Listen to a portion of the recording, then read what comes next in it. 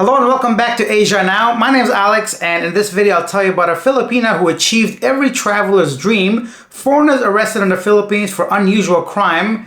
This Philippine city ranked 10th in the world for most congested city. Big news from Thailand regarding long-term visas, legalized gambling, and more. Starting off with the USD to peso exchange rate, right now $1 equal to 58.64. Some inspiring news. Traveler vlogger Cash Medina Umandap has been to every corner of the world, achieving every traveler's dream by visiting all 195 countries using her Philippines passport. Now she's setting her sights on exploring all 82 provinces of the Philippines. At 20, Cash left the country as an overseas Filipino worker. In 2013, she said her wanderlust to travel around the globe kicked in as she started her backpacking trips. Quote, eventually visiting all 7 continents became a goal, Kat said in Filipino. Kuwait was her first country she visited. Sudan was her last stop. Quote, they just opened the country. I got my clearance and then last week I went to Sudan, she said. Now back in the Philippines, the digital nomad plans to travel to all its provinces. Quote, I hope to travel every province in the Philippines and hoping to educate the younger ones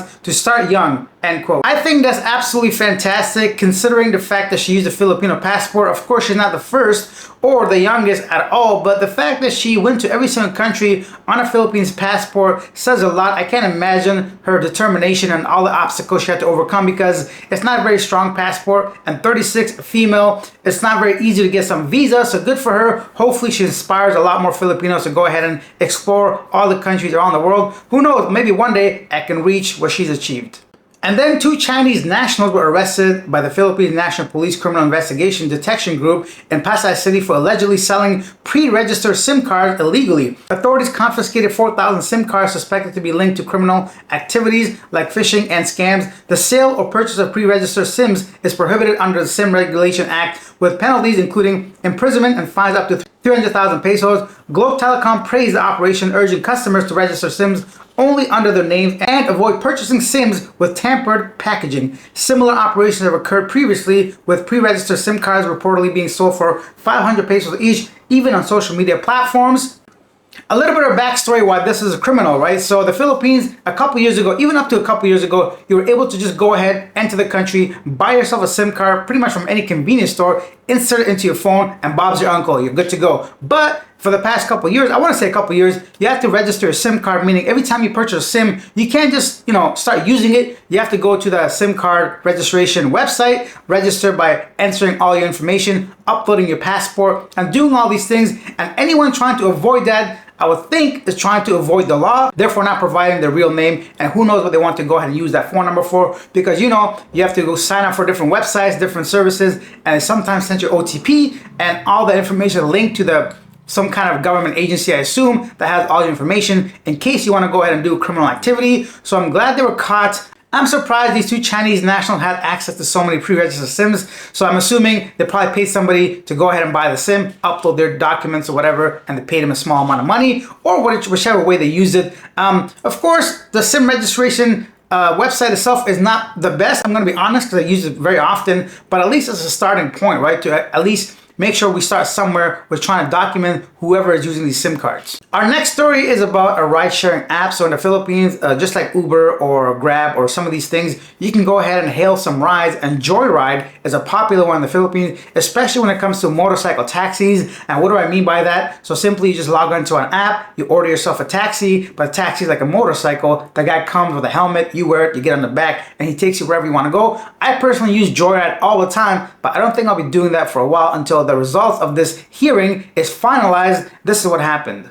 A Senate hearing in the Philippines highlighted concerns about the motorcycle ride-hailing app Joyride allegedly taking 20% cut from drivers' tips and charging them 600 pesos annually for insurance. Senator Rafi Tulfo criticized the practice as unjust and inhumane, noting that other transport network companies do not follow this practice. Joyride's legal counsel John Nico Rojas acknowledged the complaints but did not confirm the allegations. Senator Grace Poe pointed out a law prohibiting employers from taking a portion of employees' tips, suggesting that this principle should apply to the transportation sector. The Land Transportation Franchising and Regulatory Board plans to investigate further and hold additional hearings, possibly seeking refunds for affected drivers. LFTRB Chair Teofilo Juarez said Joyride would be required to explain the situation in an upcoming hearing. Despicable if true. Taking tips from somebody that's working is just, I can't imagine, like, from somebody working, how that must feel. When you tip somebody, you assume automatically the full amount goes to the rider. Very rarely do I hear somebody at least not getting all of it. The worst case, sometimes they spread the tip between like restaurant staff, between the back of the house, front of the house. Supervisor and manager are not supposed to get tips, generally speaking. Now, I don't know what the contract or when they sign up for this to work for them, what that said, so that could be a whole different thing, whether they basically put in small print and all that. Regardless, I don't like that practice. I'm gonna wait to see what happens with Joyride, because they don't only have like motorcycle taxis, they also have like taxis, like just like Grab or Uber that can pick you up. I don't think they're as popular when it comes to vehicles like sedans or whatever, passenger cars, but Joyride motorcycle, I'm gonna hold off.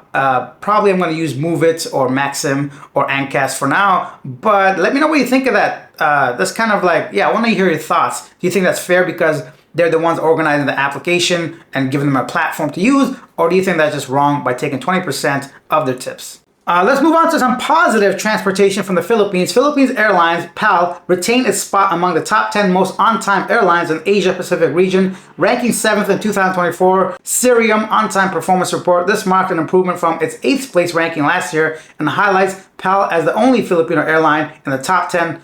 PAL achieved 76% on-time performance across more than 112,000 flights in 2023 and began 2024 strong, earning the title Most Punctual Airline for January with an 86.85 on-time rate. PAL President Captain Stanley credited the achievement to ongoing investments in reliability, efficiency, and safety. Leading the regional rankings were airlines like Japan Airlines, All Nippon Airline, and Singapore Airlines. That's very impressive. PAL ranking top 10 for most on-time airlines, and January is at number 1, so that's great to hear. I've flown with PAL a couple times. I can't recall any major issues, and of course, no surprise for me, 2 Japanese airlines in the top 3 and Singapore for being on time. Let me know your experience with PAL. Have you had any issues regarding delays, cancellations, anything like that? Leave your comments down below with your flight experiences. From the skies to the roads, Davao City ranked as the most congested metropolitan area in the Philippines, with lowest travel times according to the 2024 Traffic Index globally. It placed 10th for the longest time spent traveling, 10 kilometers, and 5th for congestion levels. Whoa, that's a surprise. I thought someplace in Metro Manila would be number 5 or at least make the top 10. I don't know if that's improvements in Manila or Davao's falling back regarding traffic and congestion. If you live in Davao City, I would love to know, is this right, wrong? What are your thoughts regarding Davao? When I was there for a couple of weeks, I had no issues, but then again, I was very, like, I didn't go away from the malls and the one main area I was at. So kind of curious to see Davao taking that spot over Manila. Yeah, something new, because I always thought Manila was like the worst traffic in the world. And I'm sure sometimes it ranks as that, but either improvements with them or some de-improvements for Davao. De-improvements. And now let's jump on to Thailand. Thailand revamps the LTR visa to attract global talent. In an effort to bolster its position as a hub for global talent, Thailand has introduced significant changes to its long-term residence visa program. The revamped program is designed to attract remote workers, wealthy individuals, and their dependents. Key changes include a reduction in the income requirements for remote workers, employers, and the elimination of the requirements for LTR applicants to have earned $80,000 annually for 2 consecutive years. The government aims to make the process more accessible for qualified individuals while also removing restrictions on dependents. Additionally, the overhaul of smart visa categories simplify the process of foreign nationals to live and work in Thailand. These adjustments reflect the government's broader goal to foster a more diverse and sustainable workforce, benefiting from both talent and investments. With these changes, Thailand hopes to remain competitive on the global stage while addressing the evolving needs of its economy. And then Thailand approves casino legalization to boost economy. In a bold move, Thailand's cabinet has approved a bill to legalize casinos, aiming to attract investments, boost tourism, and create jobs. The proposed legislation will integrate casinos into entertainment complexes, positioning Thailand alongside regional players like Singapore and Cambodia. Critics of gambling legalization remain, but officials project significant economic benefits, including up to 15,000 new jobs and increased tourism revenue. The bill now awaits parliamentary debates. Whoa! So Thailand, once again, doing whatever they can to go ahead and attract whoever, basically, at this point, and they've reduced some of those requirements for the LTR. Casinos being legalized, grass is legalized for the most part. Everything, you know, Thailand's a place where anything goes, and when anything goes, some things go wrong, like in our next story. Turkish tourists tied up and robbed in Pattaya.